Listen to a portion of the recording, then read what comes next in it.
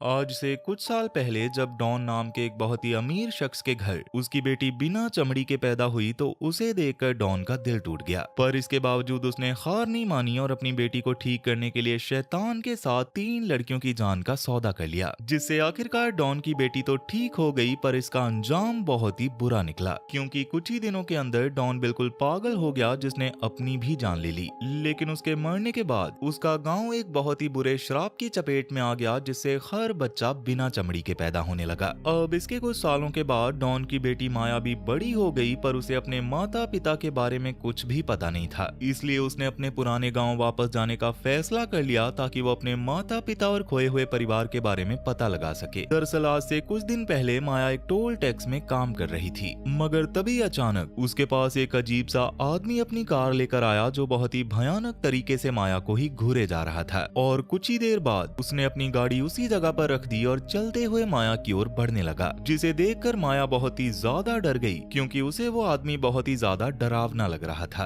तब माया ने अपनी डिन नाम की दोस्त को कॉल करके इन सब चीजों के बारे में बताया, जिसे सुनकर डिन ने उसे सबसे पहले अपने ऑफिस की खिड़की और दरवाजे बंद करने के लिए कहा और अपने पास कुछ हथियार रखने की सलाह दी। मगर तभी देखते ही देखते वो आदमी माया के पास आ पहुंचा और उससे उसका असली नाम और उसका पता पूछने लगा। पर जब माया ने उसके एक भी सवाल का जवाब नहीं दिया, तो गुस्से में आकर वो भी अपनी गाड़ी से एक हथियार निकालकर वापस माया की ओर बढ़ने लगा। और ये नजारा देखकर तो माया के रोंगटे खड़े हो गए थे। तब माया जल्दी से अपने कैबिन से बाहर निकलकर भागने लगी, लेकिन उस आदमी ने उसका पीछा करना शुरू कर दिया और उसने एक ही झटके में माया को मारकर उसे नीचे गिरा दिया और उसके पैर को काटने लगा। पर इसके बाद जब वो माया की जान लेने वाला था, तभी अचानक वहाँ पर पुलिस आ पहुंची, जिन्होंने उस आदमी के सर पर गोली मार दी।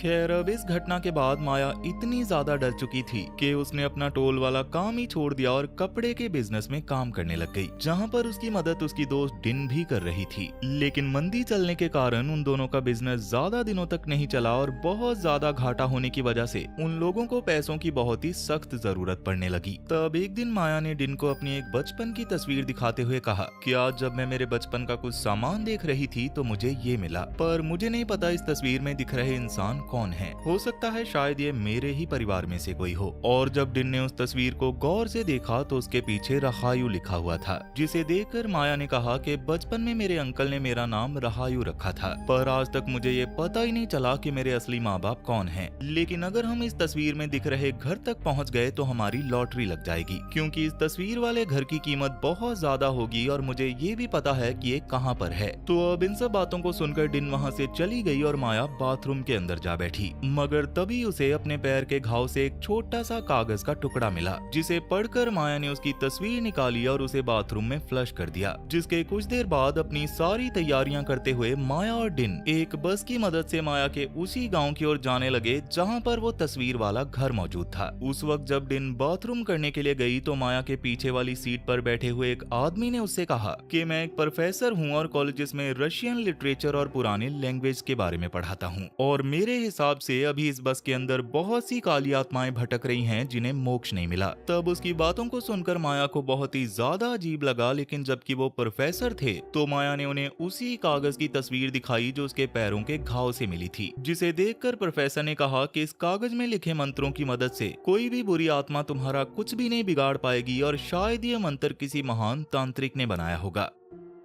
तभी वहाँ पर डिन आ गई, जिसे देखकर माया बिल्कुल शांत हो चुकी थी। पर उस वक्त माया को देखकर डिन ने उससे उसके माता पिता के बारे में पूछा, जिस पर माया ने कहा कि मुझे मेरे माता पिता के बारे में कुछ भी नहीं पता और बचपन से मेरी चाची ही मुझे पाल रही थी, लेकिन मैं उनके बारे में भी ज्यादा कुछ नहीं जानती, क्योंकि उन्होंने आज तक मेरे परिवार के बारे में मुझे कुछ भी नहीं कहा। मगर सबसे अच्छी बात यह है कि मेरे माता पिता के जाने के बाद उनकी संपत्ति मेरी होने वाली है। पर उनकी इसी बातचीत के दौरान अचानक माया को जंगल के बीचों बीच 3 लड़कियां दिखाई दी, जिन्हें देखकर माया बहुत ही ज्यादा डर गई थी, जबकि उसके अलावा ये किसी को भी नहीं दिखा था। खैर, अब सुबह होते ही वो दोनों बस स्टैंड जा पहुंचे, पर वहां से उन्हें माया के गांव यानी कि हरजोसोरी की कोई भी सवारी नहीं मिल रही थी, क्योंकि किसी ने भी उस गांव का नाम सुना ही नहीं था। लेकिन काफी देर तक ढूंढने के बाद आखिरकार उन्हें एक ऐसा आदमी मिला जो अपनी घोड़ा गाड़ी पर उन्हें वहां तक ले जा सकता था, और कोई और रास्ता न होने की वजह से वो दोनों उसी के साथ आगे बढ़ने लगी। उस वक्त आगे बढ़ते हुए उस आदमी ने ने डिन और माया से कहा कि हरजोसोरी बहुत ही अजीब गांव है जहां पर ज्यादा लोग आया जाया नहीं करते, तो फिर आप लोग वहां पर क्यों जाना चाहते हैं। लेकिन उन दोनों में से किसी ने भी इस सवाल का कोई जवाब नहीं दिया। तो अब इसके कुछ ही देर बाद आखिरकार वो सब हरजोसोरी जा पहुंचे जो पूरी तरह से जंगल से घिरा हुआ था।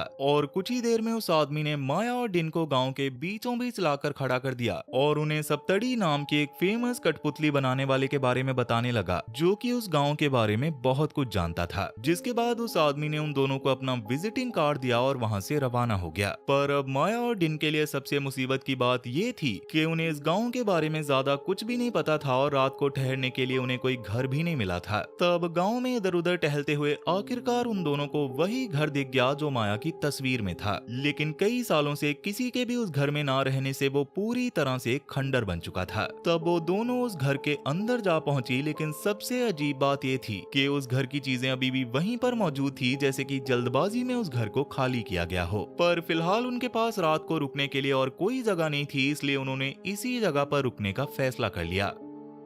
तब माया को उस घर के अंदर अपने चाचा चाची की कुछ तस्वीरें मिली, जिन्हें देखते ही माया को एक बहुत ही अजीब सी चीज का एहसास हुआ कि इतनी सारी तस्वीरों में वो कहीं पर भी नहीं थी। तभी अचानक घर के बाहर से उन्हें कुछ लोगों के चिल्लाने की आवाज सुनाई दी, जो कि किसी मरे हुए इंसान को दफनाने के लिए जा रहे थे। पर उस चीज को अनदेखा करते हुए वो दोनों घर को और भी अच्छे से देखने लगे। जिसके बाद जब रात हो गई तो माया और डिन घर के एक कमरे में जाकर सो गए। लेकिन आधी रात को अचानक माया को घर के अंदर से कुछ अजीब सी आवाज सुनाई दी, जिसे सुनकर माया बहुत ही ज्यादा डर गई और बार बार डिन को जगाने की कोशिश करने लगी। मगर बहुत कोशिशों के बाद भी जब डिन ने उसकी एक नहीं सुनी, तो कोई और रास्ता न देखकर माया एक लालटेन लेकर उस आवाज का पीछा करने लगी, जिससे आखिरकार वो घर के बाहर तक पहुंच चुकी थी। जिसके दौरान वहां से कुछ ही दूरी पर एक घर के अंदर एक औरत अपने बच्चे को पैदा कर रही थी और बहुत दर्द सहने के बाद आखिरकार उसने एक बहुत ही प्यारे बच्चे को जन्म दिया। मगर तभी वहां पर सप्तड़ी यानी कि वही कठपुतली कार आ पहुंचे और उन्होंने उस बच्चे को पानी में डुबाकर उसकी जान ले ली। पर सबसे अजीब बात ये थी कि इस नजारे को बच्चे की माँ और उसका पिता देखते ही रह गए और उन्होंने इसका कोई विरोध नहीं किया। खैर, अब इसके अगले दिन जब माया और डिन उस घर में थे तो उन्होंने फिर से घर के बाहर कुछ लोगों के चिल्लाने की आवाज सुनी, जो कि आज भी किसी मरे हुए को कब्रिस्तान में दफनाने जा रहे थे। और इस बार माया और डिन ने भी उनका पीछा करना शुरू कर दिया। कब्रिस्तान में जब उन दोनों ने उस लाश को दफनाते हुए देखा तो उन्हें बहुत ही ज्यादा अजीब लगा, क्योंकि 2 दिनों के अंदर ही गांव में 2 मौतें हो चुकी थी। और तभी गांव के लोगों के साथ कुछ सप्तड़ी लोगों ने उन्हें दूर से ही देख लिया और उन्हें रोकते हुए पूछताछ करने लगे कि आखिर वो लोग कौन हैं और कहां से आई हैं। जिस पर उन लोगों ने झूठ कह दिया कि हम लोग एक कॉलेज प्रोजेक्ट को पूरा करने के लिए गांव-गांव जाकर वहां के टैलेंटेड लोगों का इंटरव्यू लेते हैं, और हमने सुना है कि इस गांव में आपसे ज्यादा होनहार और कोई भी नहीं है, इसलिए हम आपका भी इंटरव्यू लेना चाहते हैं। जिस पर सप्तड़ी मान गया और उसने अगले दिन उन्हें अपने घर आने का न्योता दिया। मगर डिन को वो जगह और वहाँ के लोग बहुत ही ज्यादा अजीब लगने लग गए थे, इसलिए घबराहट में उसने माया से कहा कि हमें इस जगह को छोड़कर यहाँ से चले जाना चाहिए। जिस पर माया कहने लगी कि मुझे पता करना है कि वो घर मेरा है या नहीं, क्योंकि अगर वो घर मेरे परिवार के नाम पर निकला तो मैं उसे बेचकर अच्छे खासे पैसे कमा सकूंगी। और क्योंकि डिन और माया की आर्थिक स्थिति बहुत ही ज्यादा खराब थी, इसलिए डिन ने भी माया की बात मान ली।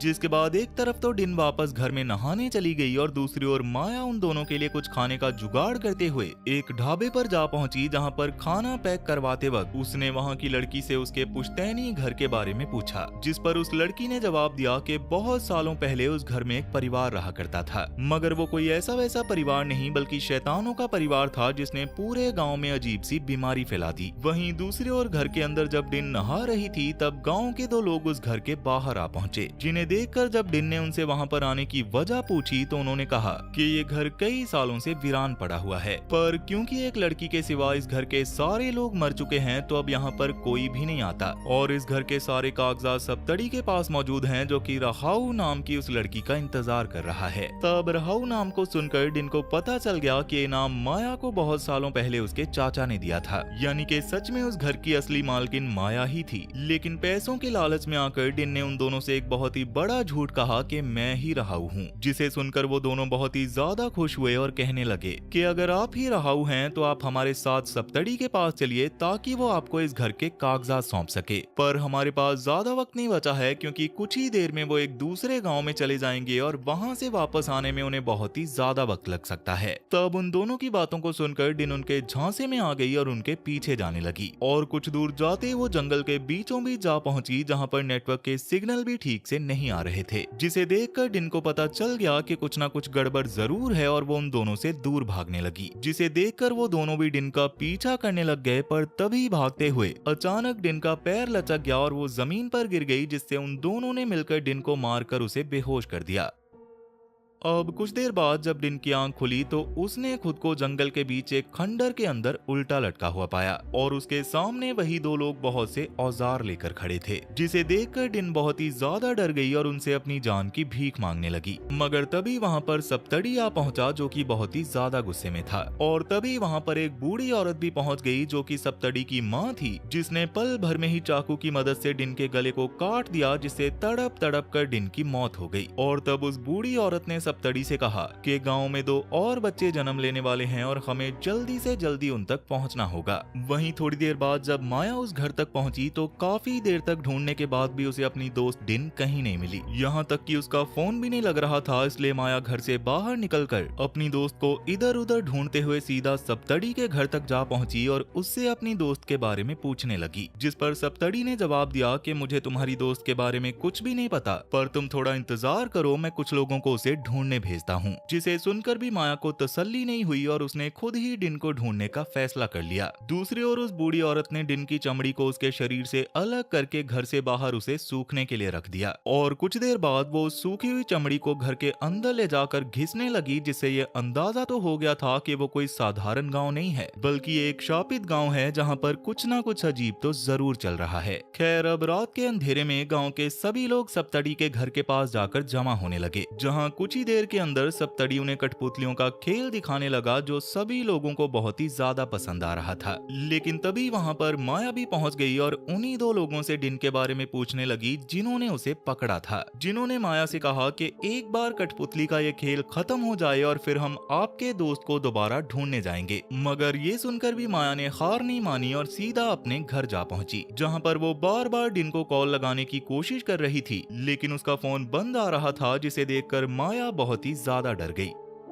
पर तभी वहां पर एक लड़की ने आकर उससे कहा कि गांव की एक औरत मां बनने वाली है और तुम्हें उसे देखना चाहिए। जो सुनकर माया उसका पीछा करने लगी और एक घर के बाहर से छुपकर उस प्रेग्नेंट औरत को देखने लगी जो कि बच्चा पैदा कर रही थी। तब बहुत दर्द झेलने के बाद आखिरकार उस औरत ने एक बहुत ही सुंदर बच्चा पैदा किया, मगर उस बच्चे के पैदा होते ही सप्तड़ी ने उसे भी पानी में डुबाकर मार डाला और ये सब बाहर से छुपकर माया भी देख रही थी। उस वक्त अपने बच्चे को मरता हुआ देखकर उसके पिता ने सप्तड़ी से अपने बच्चे की मौत की वजह पूछी, जिस पर गुस्सा होते हुए सप्तड़ी ने कहा कि मैं जो भी कर रहा हूँ इस गांव की भलाई के लिए कर रहा हूँ और जो भी बच्चा शापित होगा मैं उसकी जान जरूर लूंगा। मगर इसी दौरान घर के बाहर गलती से माया से कुछ लकड़ी के टुकड़े नीचे गिर गए, जिसकी आवाज सुनकर घर के अंदर खड़े कुछ लोग बाहर की ओर जाने लगे, लेकिन सही समय पर एक लड़की ने आकर माया को एक सुरक्षित जगह पर छुपा दिया और उसकी जान बचा ली। जिसके बाद वो लड़की माया को अपने साथ अपने घर ले गई और उससे कहने लगी कि मेरा नाम रति है और तुम्हारी जान अभी खतरे में है, इसलिए तुम्हें यहीं पर छुपे रहना होगा। तब उसकी बातों को सुनकर माया उससे सवाल करने लगी कि आखिर इस गांव में चल क्या रहा है और सप्तड़ी ने उस पैदा हुए बच्चे को क्यों मार दिया। जिस पर रति ने जवाब दिया कि वो बच्चा और ये पूरा गांव शापित है। इस गांव में आने के बाद तुमने बहुत सी अजीब चीजों पर गौर किया होगा और उन चीजों में सबसे भयानक ये है कि इस गांव में कोई भी छोटा बच्चा नहीं रहता।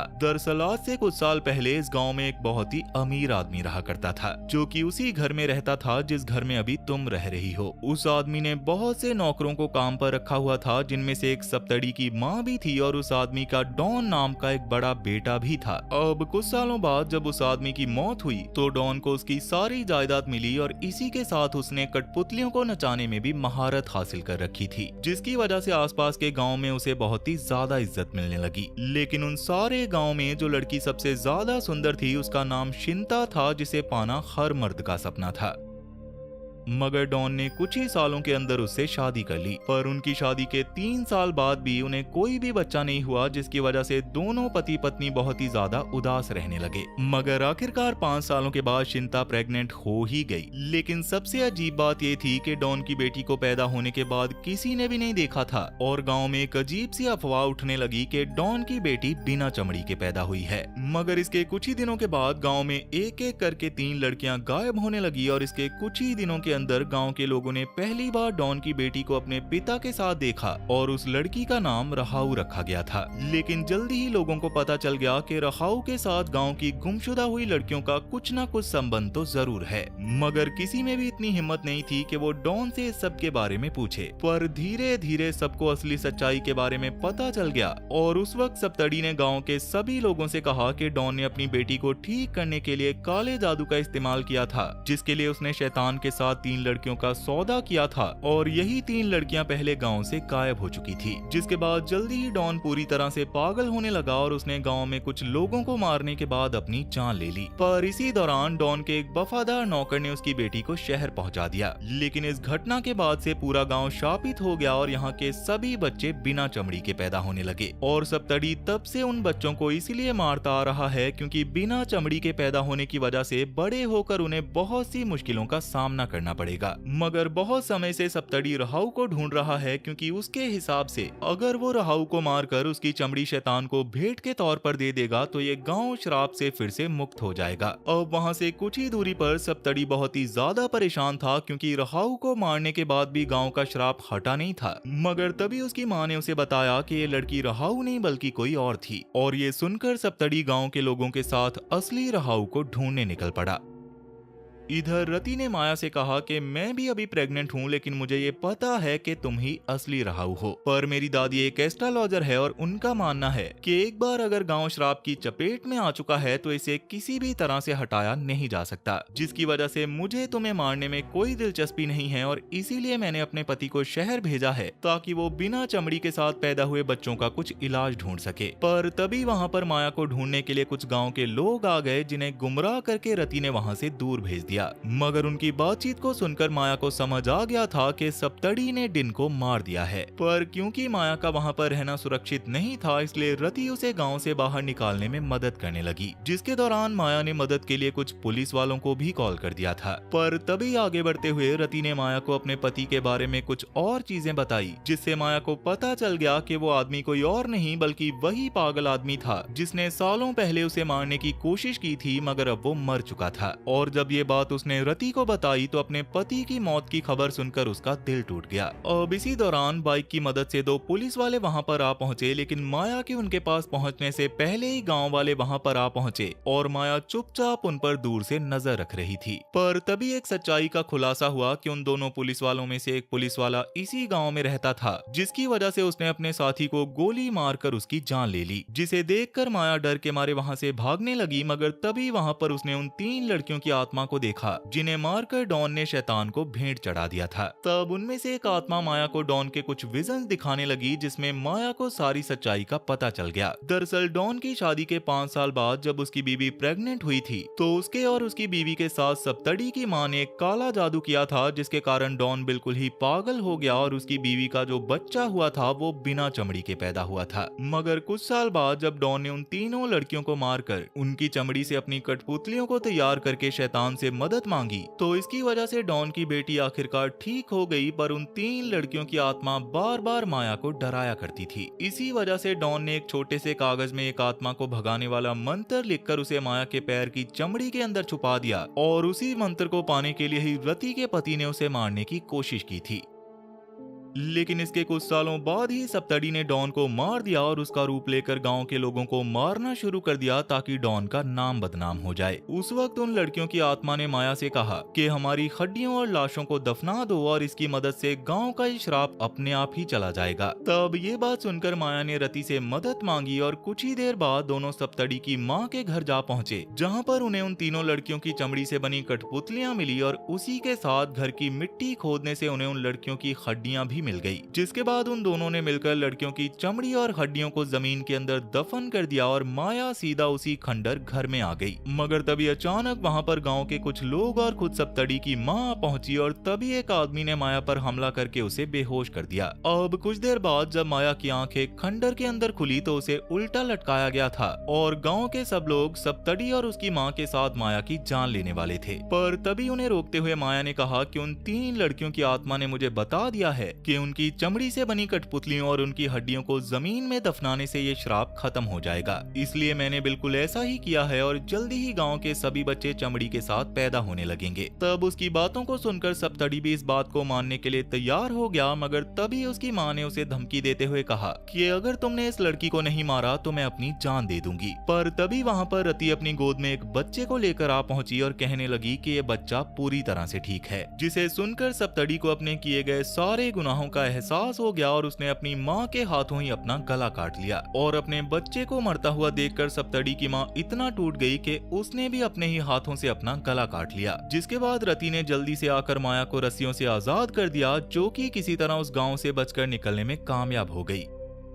मगर सप्तड़ी की मां की मौत के बाद गांव में एक नया श्राप जाग गया, क्योंकि इसके बाद जो भी लड़की प्रेग्नेंट होती सप्तड़ी की मां की आत्मा आकर उसके बच्चे को मार देती। और इसी भयानक मंजर के साथ ये कहानी यहीं पर खत्म हो जाती है। लेकिन इस खौफनाक श्राप की आग यहीं नहीं थमती, क्योंकि अब हम चलते हैं एक और ऐसी ही रूह कंपा देने वाली कहानी की ओर, जहाँ हॉरर और फैमिली सीक्रेट्स की सारी हदें पार हो जाती हैं। ये कहानी है एली की, जो एक आइसोलेटेड घर में एक बीमार बूढ़ी औरत की देखभाल करने जाती है। लेकिन उसे नहीं पता था कि वो बूढ़ी औरत किसी आम बीमारी से नहीं बल्कि एक भयानक शैतान और काले जादू के श्राप से पोजेस्ड है, और ये नहीं देखा तो समझो कुछ नहीं देखा। और सबसे अजीब बात ये थी कि श्रापित घर का ताल्लुक खुद एली के अपने अतीत और उसकी माँ के छुपे हुए राजों से था, और ये नहीं देखा तो समझो कुछ नहीं देखा। तो क्या एली उस भूतिया औरत के चंगुल से जिंदा बच पाएगी? ये जानने के लिए जल्दी से स्क्रीन पर दिख रही राइट वाली वीडियो पर क्लिक करें और देखें एली के साथ हुए खौफनाक कारनामों की ये भयानक कहानी। और अगर कुछ और देखना चाहते हो तो लेफ्ट वाली वीडियो पर क्लिक कर लो। तब तक मैं चला आपके लिए ऐसी ही एक और वीडियो बनाने। सो टाटा बाय बाय।